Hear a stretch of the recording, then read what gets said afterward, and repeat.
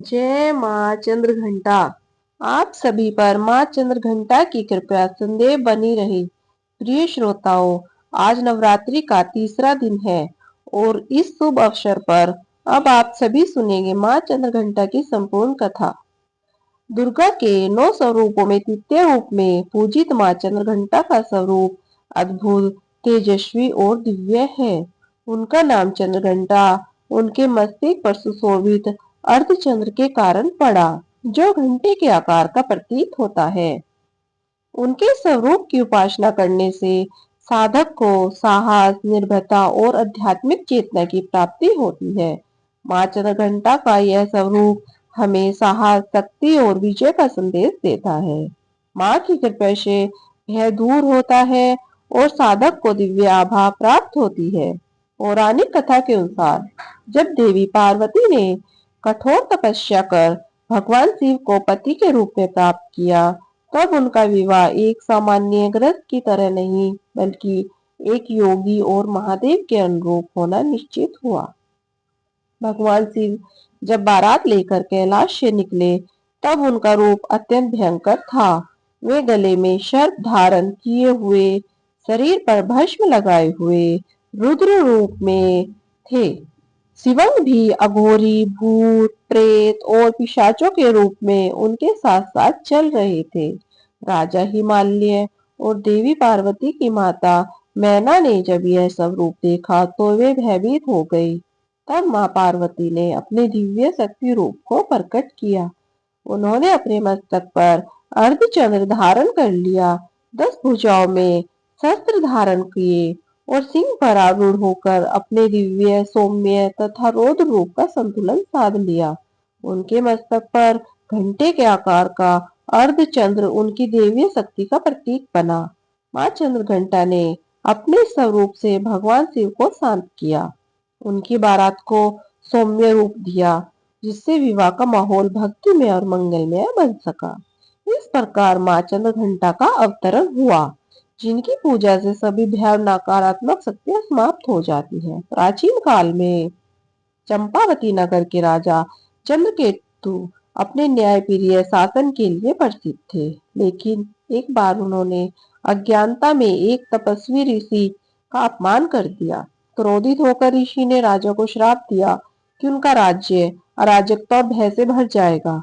राजा ने क्षमा याचना की, तब ऋषि ने कहा कि केवल माँ चंद्रघंटा की कृपा से यह श्राप समाप्त होगा।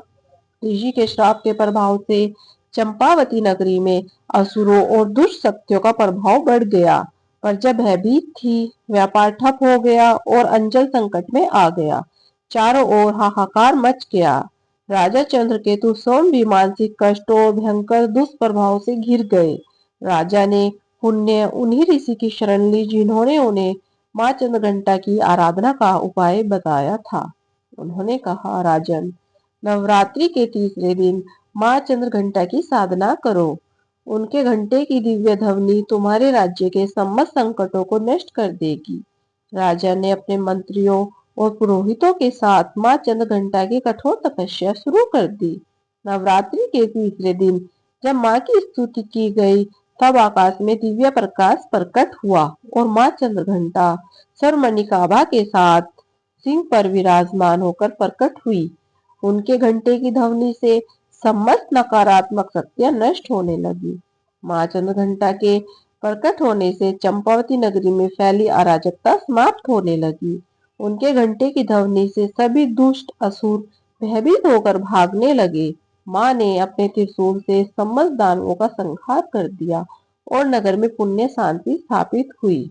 राजा चंद्रकेतु ने माँ को कृतज्ञ होकर प्रणाम किया। माँ चंद्रघंटा ने उन्हें आशीर्वाद दिया कि जो भी सच्चे हृदय से मेरी आराधना करेगा, उसका जीवन निर्भयता, शांति और समृद्धि से परिपूर्ण होगा। माँ का यह वचन सुनकर राजा ने संकल्प किया कि नवरात्रि के तीसरे दिन नगर में माँ की विशेष पूजा की जाएगी। राजा ने माँ चंद्रघंटा की भव्य प्रतिमा स्थापित कर प्रतिवर्ष नवरात्रि में उनकी पूजा का विधान प्रारंभ किया। धीरे धीरे माँ की महिमा चारों ओर फैल गई और जो भी भक्त सच्चे मन से उनकी उपासना करता, उसके जीवन से सभी भय, संकट और कष्ट समाप्त हो जाते हैं। इस प्रकार यदि कोई माँ चंद्रघंटा की सच्चे मन से पूजा करे और अगर मनुष्य अहंकार और अज्ञानता में गलतियां भी कर दे तो भक्ति और समर्पण से माँ की कृपा से उसे सुधारा जा सकता है। माँ चंद्रघंटा की आराधना से इस प्रकार सभी प्रकार की नकारात्मक शक्तियां दूर होती हैं और भक्तों को उनकी कृपा प्राप्त होती है। प्राचीन काल में महिषासुर नामक एक अत्यंत शक्तिशाली असुर हुआ। उसने घोर तपस्या कर ब्रह्मा जी से अमृत तव का वरदान मांगा।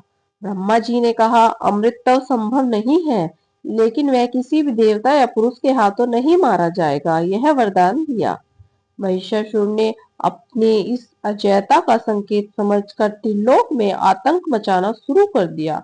उसने इंद्रलोक पर आक्रमण किया, देवताओं को पराजित किया और स्वयं स्वर्ग का स्वामी बन बैठा।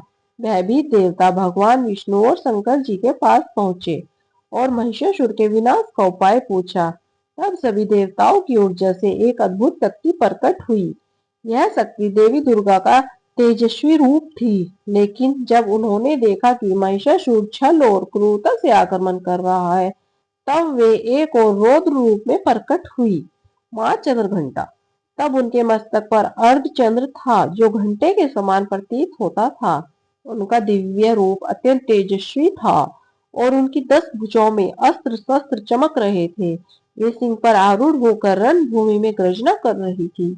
माँ चंद्रघंटा ने महिषासुर को युद्ध के लिए ललकारा। जैसे ही उनके घंटे की ध्वनि रणभूमि में गूंजी, महिषासुर की सेना में हाहाकार मच गया। माँ ने अपने त्रिशूल से कई असुरों का संहार कर दिया। उनके घंटे की ध्वनि से असुर भयभीत होकर भागने लगे। महिषासुर ने कई बार रूप बदले, कभी सिंह, कभी हाथी, कभी राक्षस, लेकिन हर बार माँ उस पर प्रहार करती रही। अनंतः जब महिषासुर ने एक भयंकर भैंसे का रूप धारण कर माँ पर आक्रमण किया, तो उन्होंने अपनी तलवार से उसका सिर धड़ से अलग कर दिया। इस प्रकार माँ चंद्रघंटा के पराक्रम से महिषासुर का अंत हुआ और देवताओं को पुण्य स्वर्ग का अधिकार प्राप्त हुआ। कथा समाप्त हुई। सभी प्रेम से मिलकर बोलिए, चंद्रघंटा माता की जय हो। मित्रों, यदि आपको हमारा वीडियो अच्छा लगा हो तो प्लीज इसे लाइक कीजिए और हमारे चैनल को सब्सक्राइब कीजिए। धन्यवाद।